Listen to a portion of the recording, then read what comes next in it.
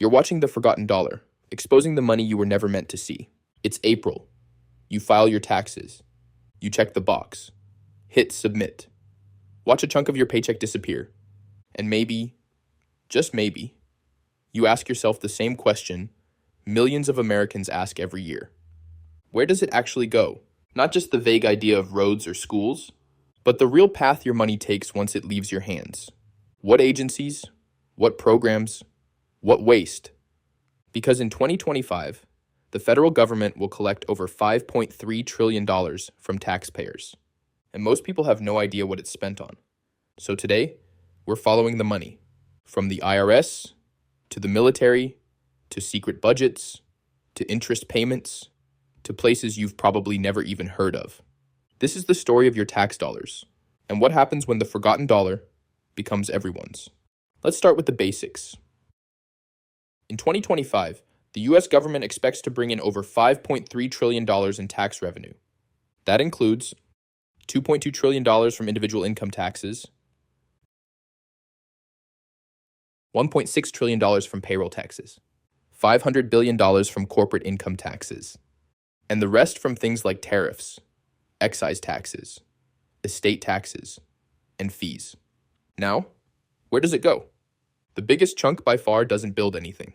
It doesn't pay for teachers or roads or clean water.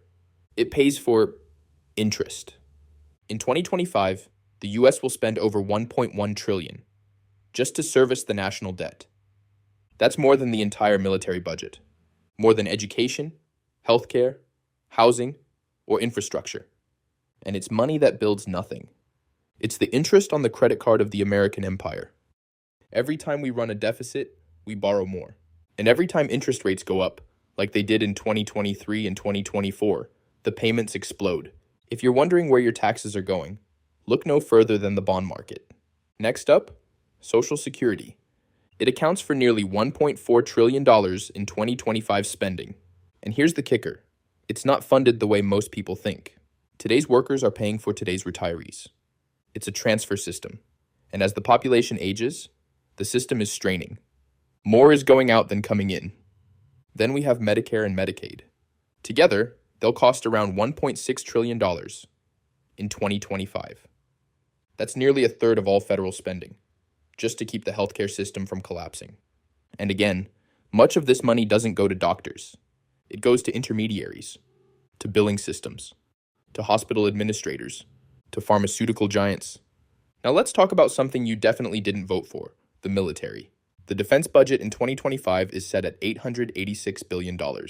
That's more than the next 10 countries combined. But here's what most people don't realize. A huge portion of that doesn't go to soldiers. It goes to contractors, defense companies, weapons manufacturers, private firms, Lockheed Martin, Raytheon, Boeing. It's not just national defense, it's a business.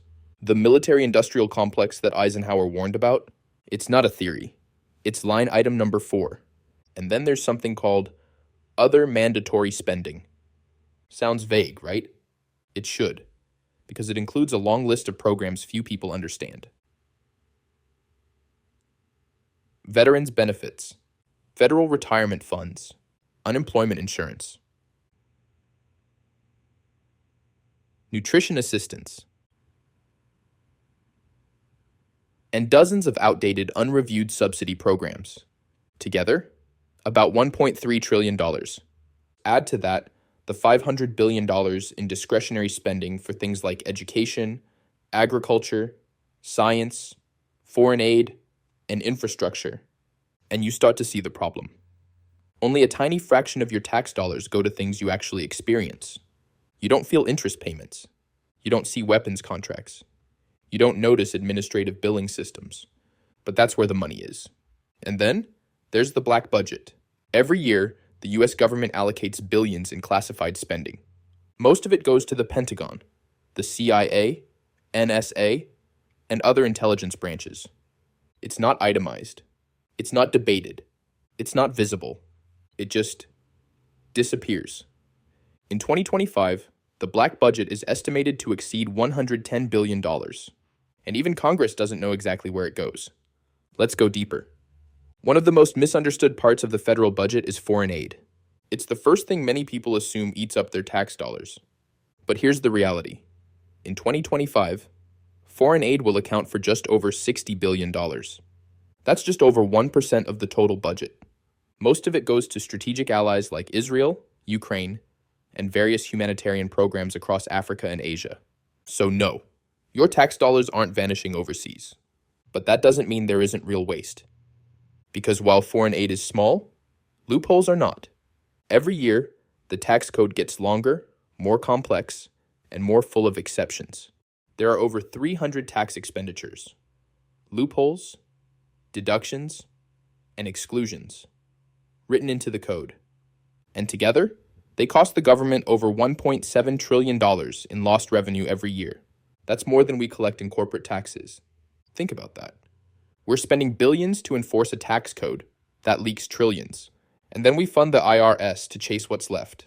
In 2025, the IRS will receive over $12 billion in funding. That might sound like a lot, but here's the kicker.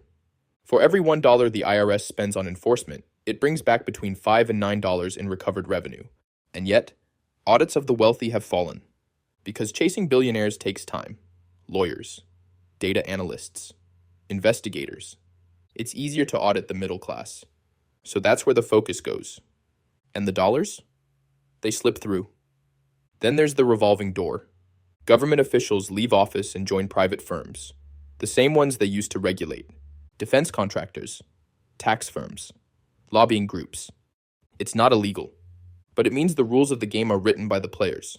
And the taxpayers? We just fund the scoreboard. Meanwhile, federal agencies still spend billions on outdated technology. In 2024, the Government Accountability Office reported that over $100 billion was spent on legacy systems, software and hardware that are decades old. Some still run on COBOL, a coding language from the 1960s. So your taxes are paying for systems that barely function. And instead of upgrading, we just spend more to patch them. It's the government equivalent of duct tape on a sinking ship. And in the middle of it all are the people. Most Americans pay their taxes without complaint. Because they believe it's their duty. Because they trust, or at least hope, the money is doing something useful. But the truth is harder. Because when we follow the money, we don't find new roads. We don't find clean water. We don't find debt-free students or thriving veterans or innovation hubs. We find interest payments. We find subsidies for companies that made record profits. We find agencies that haven't been audited in decades. And we find dollars forgotten. You're watching The Forgotten Dollar. Subscribe for more stories that follow the money before it disappears again.